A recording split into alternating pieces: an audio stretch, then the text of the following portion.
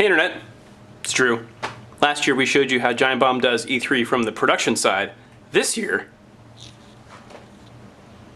editorial.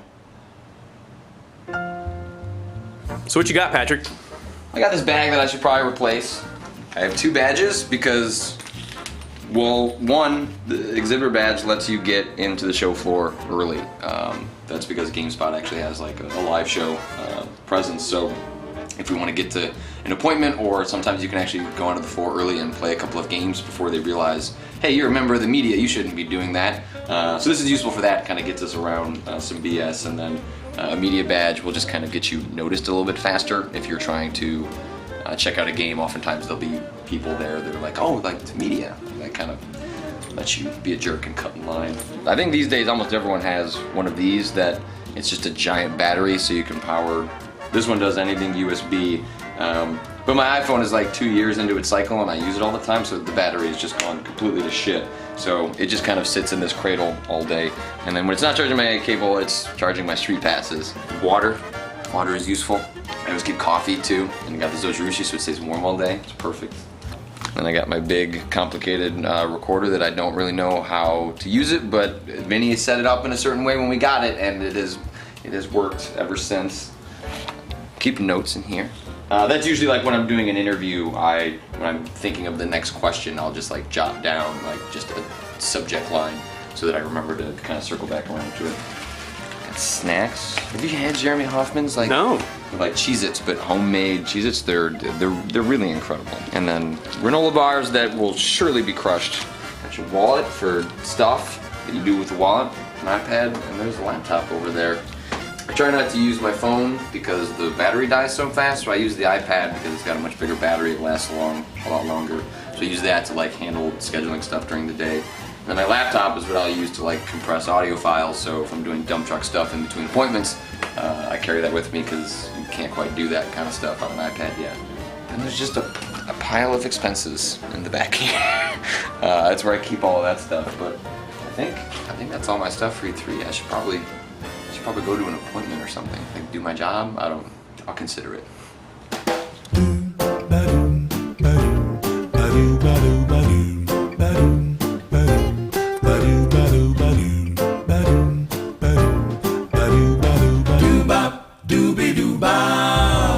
This never happens like this. This is a lie that there is just a cab waiting for you when you get down. How are you? Not too bad. Going to the convention center? Okay. It's just long enough that you really can't walk it, but just short enough for you to feel like extremely guilty that you're taking a cab like 3 times a day to do it.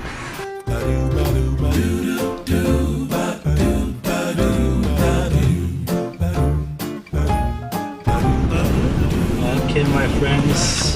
Can I get 7 back? Yeah.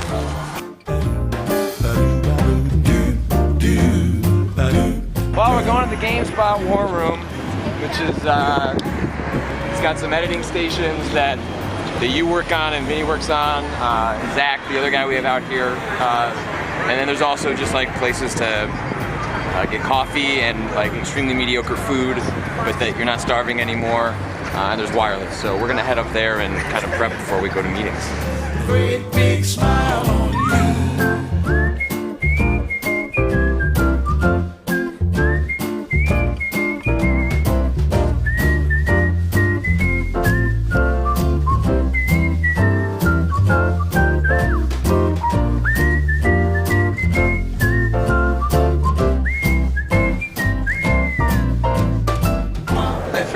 Right there.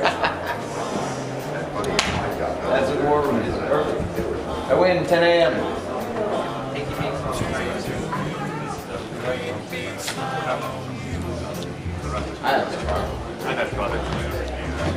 Still breakfast. Yeah, there's What's wrong? There's bacon, there's I'm on eggs. a roll. My meeting's there, breakfast is there. Yeah, Man. sausage. Have at it. Man. Some dried potatoes.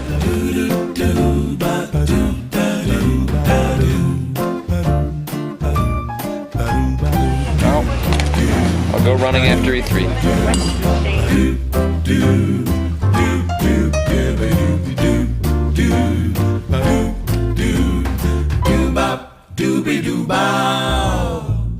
Oh, For too many beers. I was like, oh, come on, man. Oh, it's all gone. Damn, it's the one thing that's gone wrong this morning. I'll come back. Wait, might be able to tip it. No, I'm gonna be back in 20 minutes from across the hall. Yeah, coffee across the hall. They might. I don't know. I'm gonna go find out if they have coffee across the hall. You need a cameraman there? Yeah, I need 2 cameramen.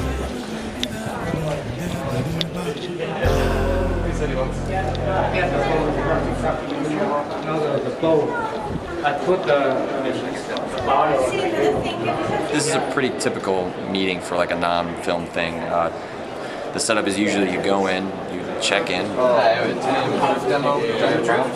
hear a spiel about the game. The game's called Drift, and the premise is you're an astronaut and you wake up floating in space amongst the debris of the destroyed space station. You play 2 or 3 minutes, and then you get maybe 10 minutes to talk before you sprint off to the next thing, or someone taps you on the shoulder and says, hey, you're done, you need to get out of here, which was there where I heard the omnipresent, oh, thank you for waiting, which is like a slightly passive-aggressive way of saying, why was that guy talking so long with that guy? But Adam, the guy who was showing the drift, was giving me like the spiel, and then he started going into his process, and I wanted to be like, no, it's like, stop this, I want to record this, but I don't want your pre-canned version of that. So I was just like, let's just play the game, and then let's talk about all this in the microphone, and then they book these things back to back to back to back to back, and when you have like these actual publishers, they like to stick to that schedule as opposed to like just grabbing an indie developer on the floor who's just like, oh yeah, sure, whatever, like you just figure it out. So it's nice that I got at least like a couple minutes to chat with him, and I mean this is a pretty typical meeting for like a non-film thing. The other guys don't normally do like the interview stuff afterwards, but that's why I only do a select few of those. Like this is just like a game I think is really interesting, so I'll send it into GarageBand when I get some spare time later and just kind of even out the levels, and then I'll go up on the site later today, and like it's literally as easy as that. Like I'll just take that raw, I'll record a quick intro, and it's like, here's who this guy is, because like recording intros honestly takes like 2 or 3 minutes, which is when you only have 10 minutes. I'd rather just spend that time talking, and I'll introduce who the guy is to the audience later. So that's like a mini version of like stack that like 9 or 10 times throughout the day, and it's a bunch of those. There's someone adrift behind me. If you want to watch videos on the internet, we have a solution for you. It's called getting them in the mail. Game box? It hurts early. It's early. It's 10:30. I got nothing. He looks pretty cool. It's a space game.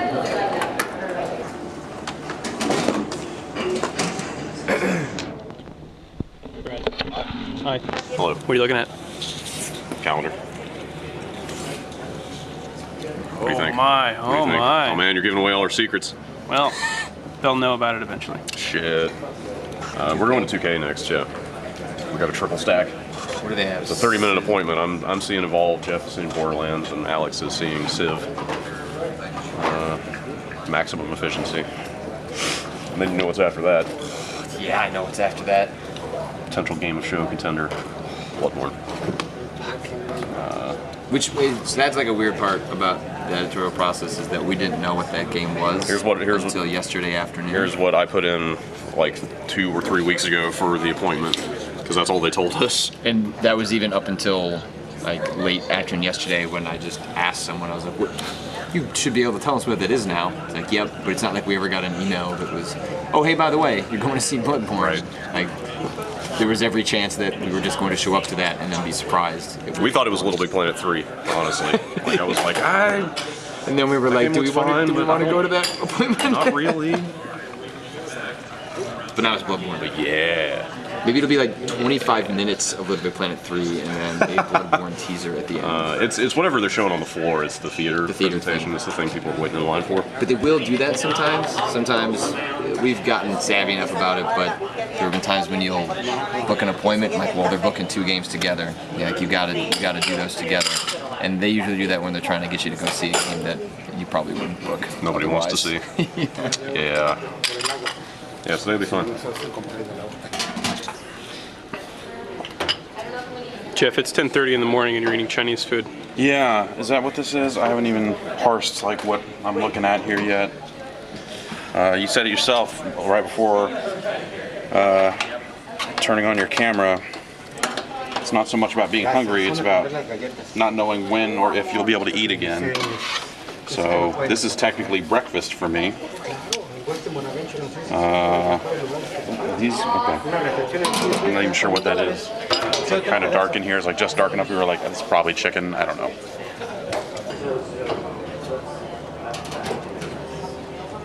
Are you ready to go? Yeah, this podcast rendering. Okay.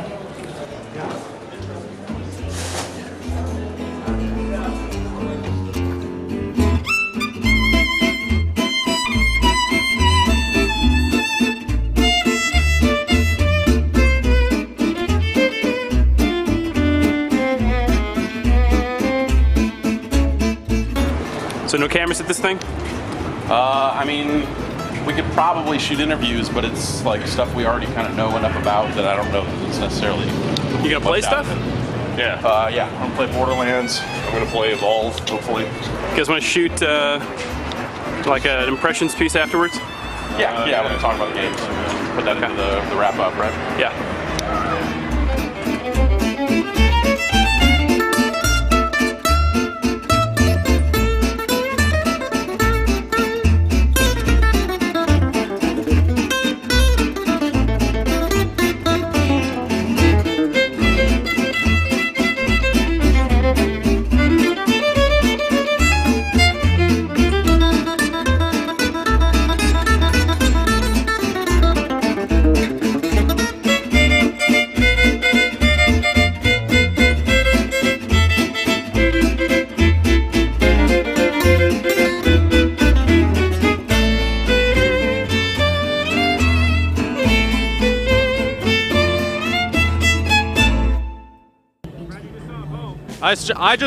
Hi Drew, I just played Evolve. You're right.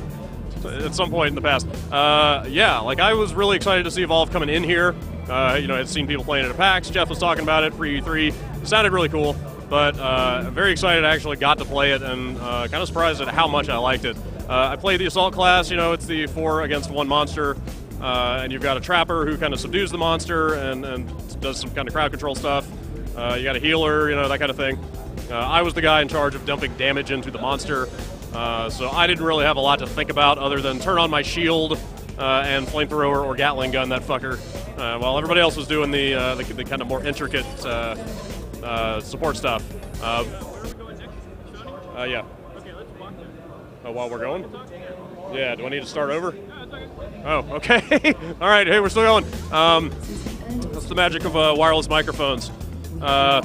Something they were doing that I really appreciate that nobody does at the show, and I don't know why, is they had a bunch of gaming headsets, like Astro style with the mic and stuff, and they had them all wired together so that all the people playing the game and the guy helping them play the game had these big over-ear headphones on with microphones that all talk to each other. So the guy can kind of come in over the din of E3 and you can actually hear what he's saying and he can like totally help you out. And like all the stuff Jeff said pre-E3 about play your fucking class is totally true. I mean, the guy was like, it's like, Trapper, you have to go over there and deploy your arena right now. Like, Medic, keep up with your team. Like, don't fall behind. Like, he was practically like drill instructor for our team. And we took the monster down, like just with, the benefit of his direction from behind us. We synergized and did a little monster killing, and it was a lot of fun. Like, I really am looking forward to playing that game, and I think I might try to go back and play the monster because it seemed like that would be a lot of fun too. We didn't let the monster get fully powered up, so I didn't really see what the kind of full brunt of its capabilities are once it's kind of snowballed all the way to the end game of the match. So yeah, really looking forward to seeing more of that. It seems like a ton of fun. So let's go see more stuff.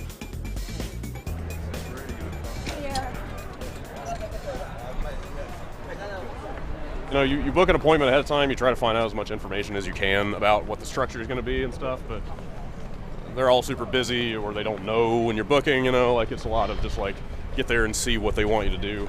In that case, it was sit in a theater for 10 minutes and watch a video about the basics of that game that I know already before we get to play it, but whatever. It's usually easier to just go through their song and dance to get to the part that you actually want than to try to like circumvent that stuff. So Also, why it's good to build in a little buffer between appointments when you can, because that took almost twice as long as we were booked for. So where are we going now? We're heading to Sony now to see Bloodborne. It's like one of the things I care about the most at this show.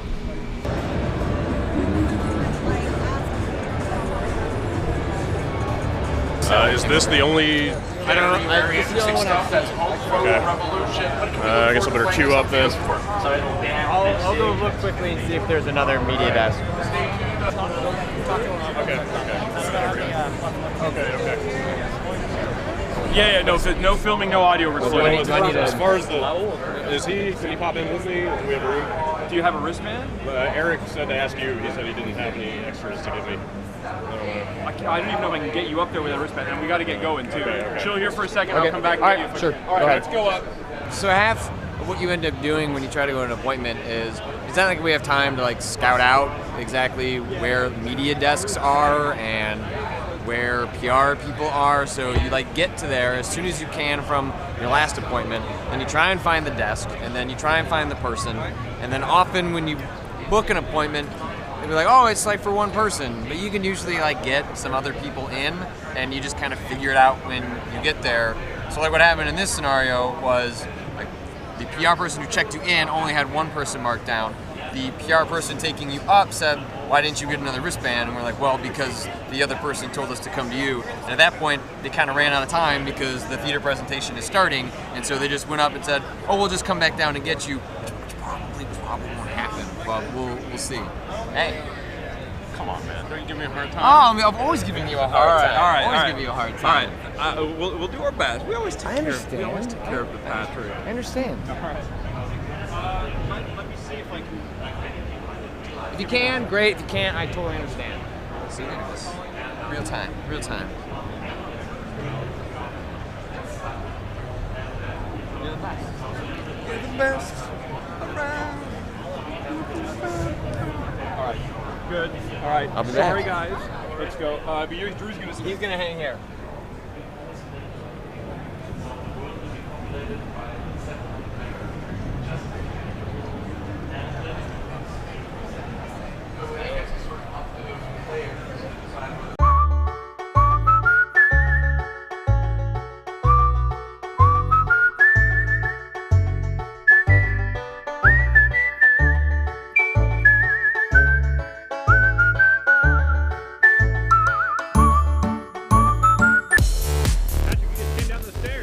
Yeah, I did.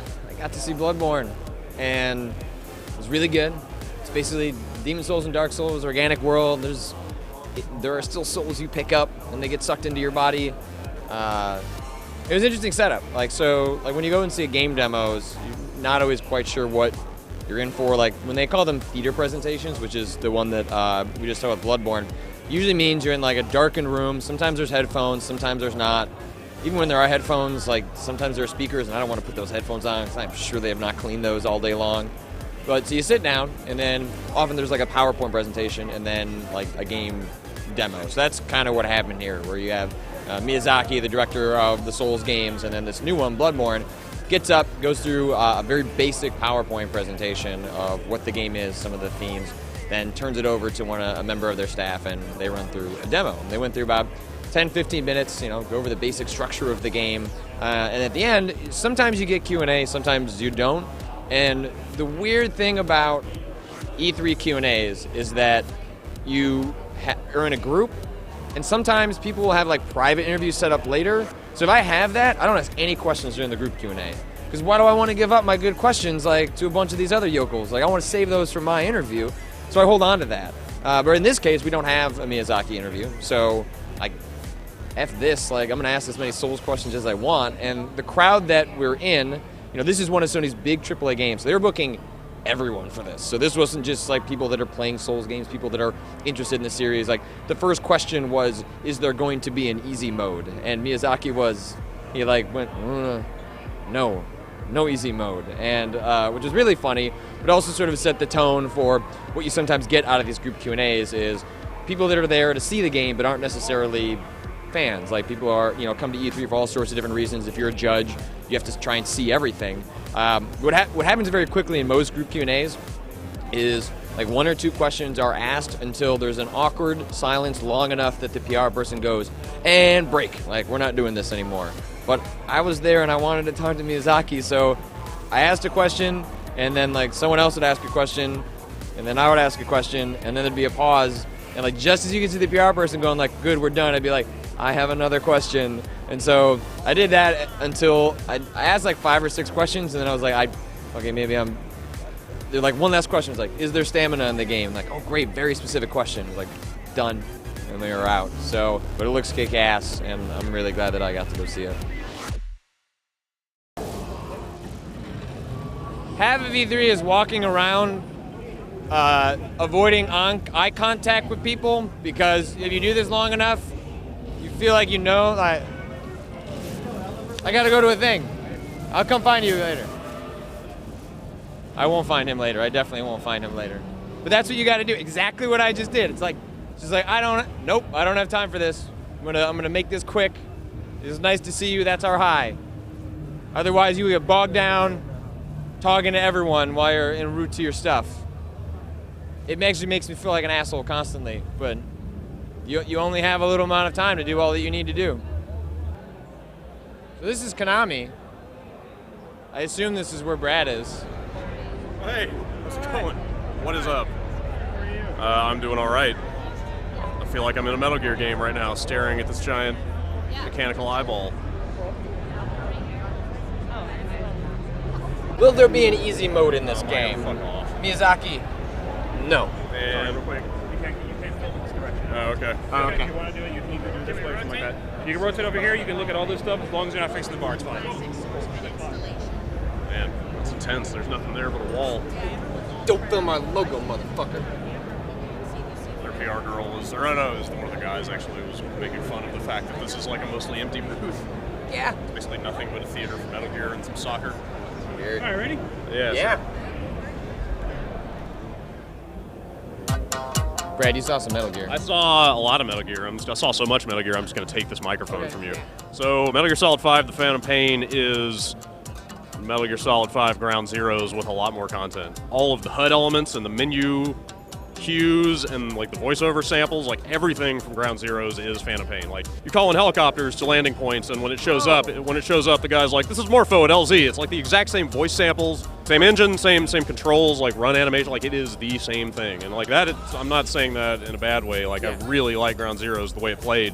So like, if you're into that, like, you were probably going to be way into this. I mean, they said it's 200 times the land mass of Ground Zeroes, which, I mean, granted, it's like the smallest game ever made, so, but still, that still sounds like a lot. I mean, they infiltrated a big desert base in Afghanistan, and like, it was a huge landscape. They were like riding the horse around the perimeter of it. The biggest thing about this is it feels like they liked Peace Walker so much that they said, fuck it, we are going to make like a $100 million version of that. The same management sim aspect of recruiting guys into Outer Heaven. It's another Metal Gear Pokemon. If you remember the ridiculous Fulton recovery system, which was like an experimental military tech where you like stick a balloon on a guy and he goes flying up. So they did that probably like 30 or 40 times in this demo.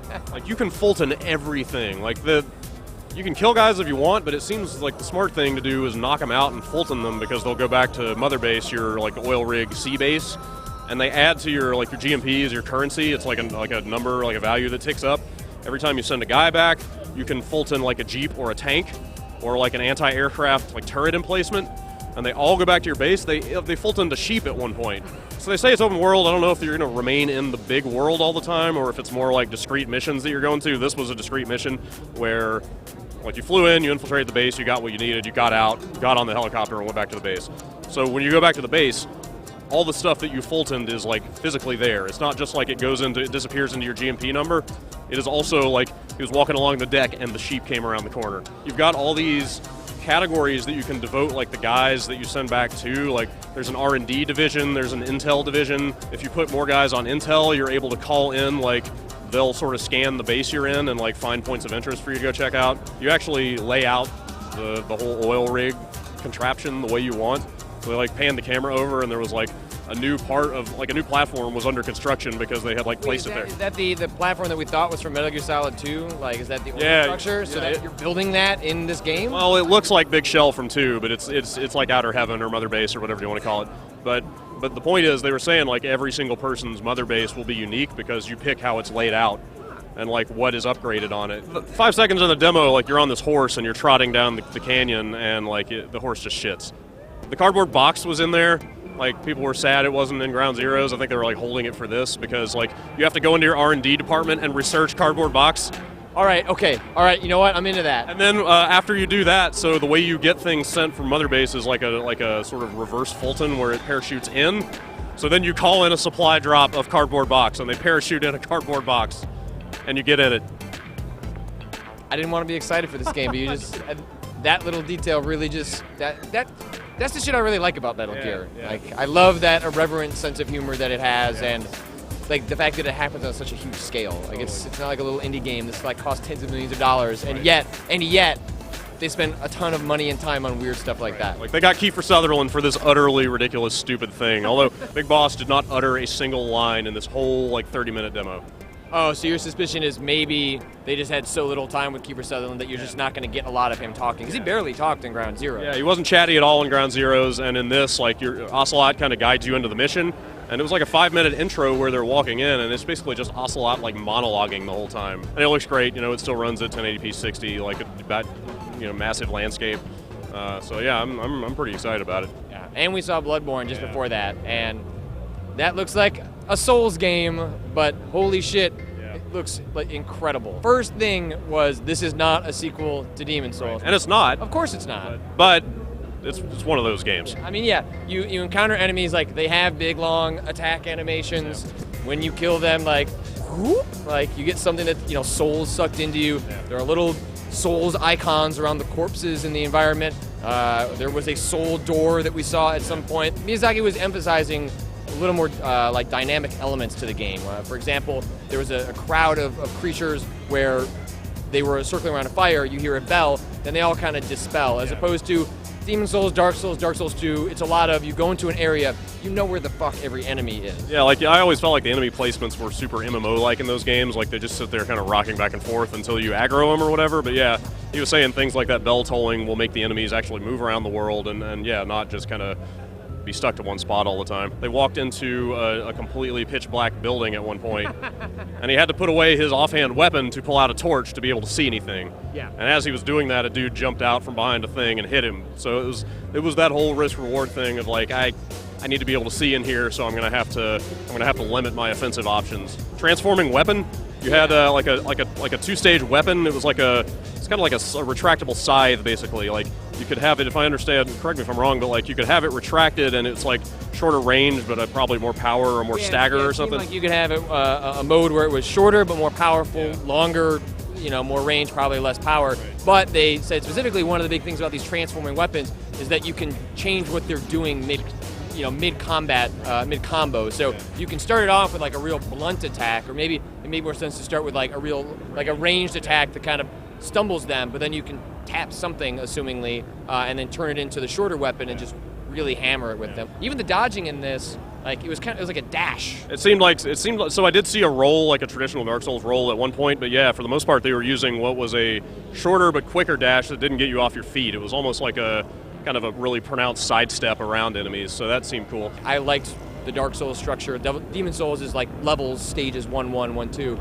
and this Bloodborne is all big organic world. Like you're gonna discover it naturally, just like Dark Souls. He's like, by the end of it, like you'll know it inside and out, and there are shortcuts. So in some questions, he actually just was straight up like, we're not quite sure how it works yet. And with Death, he said, we're not sure what the consequence is. Like it's like we're trying to figure out a balance where players are punished for essentially, you know, being arrogant, you know, as has traditionally been in Souls games, but not so much that you don't feel excited to go back into battle. There seems like there's what is kind of a front equivalent of the backstab now, where you can stun a guy while you're fighting him, and when he's in a staggered state, you can just go into a canned animation that just like kills him in one hit. The gun, the offhand weapon, like you know, with all the leaks going on, like you know, Dark Souls with guns has kind of been one of the big things people have been talking about. Like, it was not a long-range weapon at all. They straight up said you need to be close to use it. It looked more like a blunderbuss shotgun kind of thing than like any sort of long-range rifle, and it almost looked like it was more for staggering enemies than doing serious damage. It seems like melee is still going to be your go-to for killing stuff, but he was definitely using it to dash around and like shoot a guy and kind of make him stagger. There were encounters where you were looking at like 6, 7, 8, 9 creatures at once. So it seems like the gun is a way of Like there's not grenades, there's no smoke grenades and stuff like that, but the gun can be used like up close, like holy shit, 3 guys are coming at me, like boom, all right, that staggers them. Then you can kind of work on one-on-one. It looks like kind of everything you would want out of a next-gen one of those games. So very excited to see more. Hope to see it running better next time, but again, it's got a long way to go. So yeah, we'll keep looking out for that and Phantom Pain and whatever the hell else is going on here. Let's go eat something. Yeah, no, I'll eat something.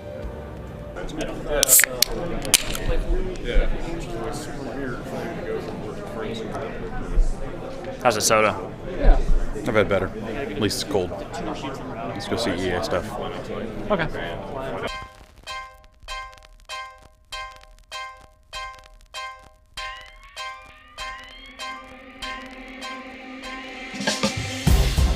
So I also saw Dragon Age Inquisition. They're running that on a PC with Xbox 360 controllers hooked up to it. Played that.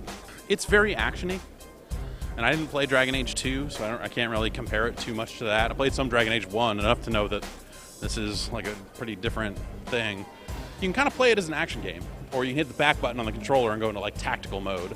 And at that point, you have your 4-man party. You can order what they do next, and then you can either hit the back button to go back to action mode and watch it unfold that way, or you can hold down the right triggers and it'll stay in tactical mode. It'll start things rolling again, almost like VCR controls, but it's only one speed. You can't just like inch forward, which would be kind of cool. Saw a quest in that where I fought a dragon, which is some of the stuff they showed in the demo, in the press conference stuff, but they wouldn't let me kill the dragon. They're like, oh, we disabled dragon killing for the demo. Like, yeah, because why would anyone want to do that? Hey, why would anyone want to kill the dragon in the demo, right? That's ridiculous. But I thought it looked really nice and ran pretty well. I just don't know if Dragon Age fans are going to get what they want out of that thing.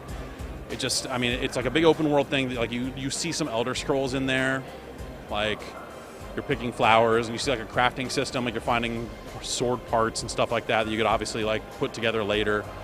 But they're going to have the dialogue wheel, and they're going to have interpersonal relationships and stuff like that, so they'll kind of hit those notes. Like how well they hit them, I don't really know, but the action seemed very actiony. Maybe that's just the way I was playing it, because you could play the whole game in that tactical view, but that tactical view seemed like something where you would like set up a couple of guys. Like, okay, I put a mage here. So even one of the things they recommended was like, okay, put a mage here, put an archer here. You can lock them to a position, and then they will just hold those positions down and fight.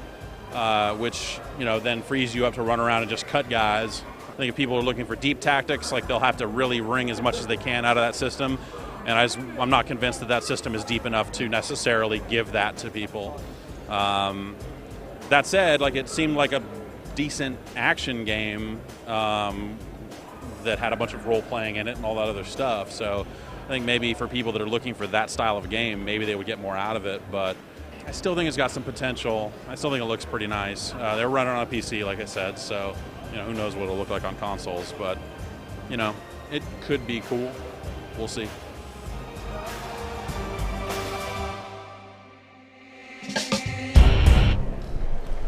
Where to, Brad? Oh, hey, hi. What's going on? We're going to Alien Isolation right now. They've also got it here on the Rift, but if I'm not mistaken, I think they said the alien is not actually in that build. Because, like, they were afraid it would be too scary for people or something. Oh my god, it's bright. So I figure I should still go see it on a TV, just to get the full experience, see what that's about. So, let's go check that out. Check-in at Alien has a check-in desk right on the other side. Oh, back this way. Okay, cool. Thank you.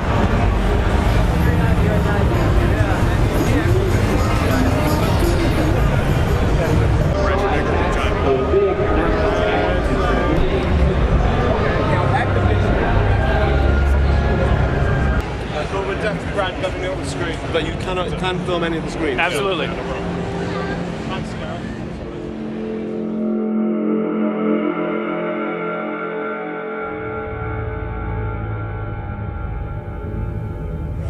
Hello. I just played Alien Isolation. It was pretty rough.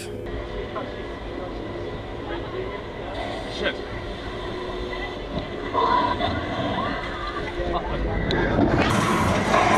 Jesus Christ. Fuck.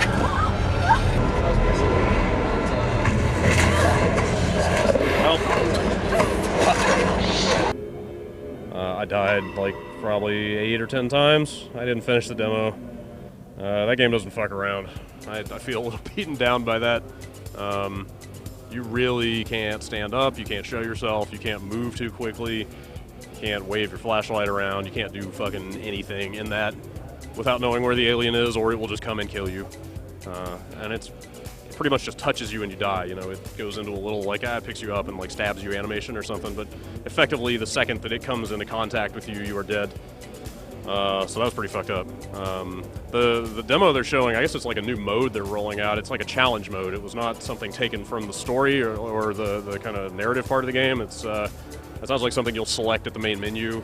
And like you went into it and it had some challenges. It was all time based. So like the scoring was how fast can you get through this scenario.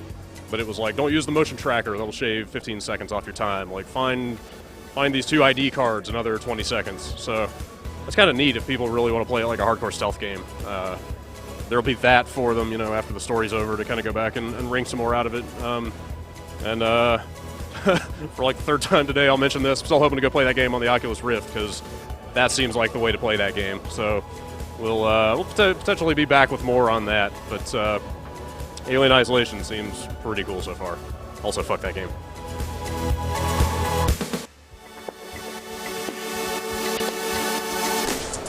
Welcome to the West Hall upstairs meeting room escalator.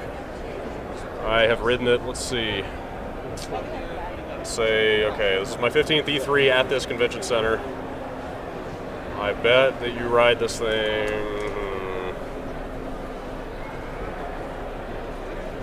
say like 24 times per show, maybe. That might be a generous estimate. Definitely ridden that escalator probably a couple 100 times in my life, I would say. Welcome to E3 Facts. Hashtag. Patrick. We have to do a show. We have to do a show. Another one. Don't worry, I'll need The show 2 just finished left. so we can do another show. No, I just think about it in one day at a time. I can't think about the fact there's a show tomorrow. That's too much stress. Have you made one night easy? Is this your hump day where it's like... Yes, tomorrow is like a lot of people are going home, so it's a lighter schedule and we'll finish early, but like, you know, I'm constantly getting like, oh hey, I can't make it. Oh hey, I need to go to 10 p.m. I'm just like, I can't fucking do that again. But I think we'll be okay. That's why I'm around, just to be your filler. So Jeff Keighley just texted me. He's like, I need to change my time. I was like, God damn it. All right. He's a busy man. He is. Yeah. And then there's me and the Mac. We'll change it for the king. So, but yeah, we should head over. Let's do it. We got to get started in like 20 minutes. Up to mighty London came an Irish lad one day, as the streets were paved with gold, so everyone was gay, singing songs of Piccadilly, Strand and Leicester Square, till Paddy got excited, then he shouted to them there. It's a long way to Tipperary, it's a long way to go. It's a long way to Tipperary, to the sweetest girl I know. Goodbye, Piccadilly, farewell, Leicester Square. It's a long, long way to Tipperary, but my heart lies there.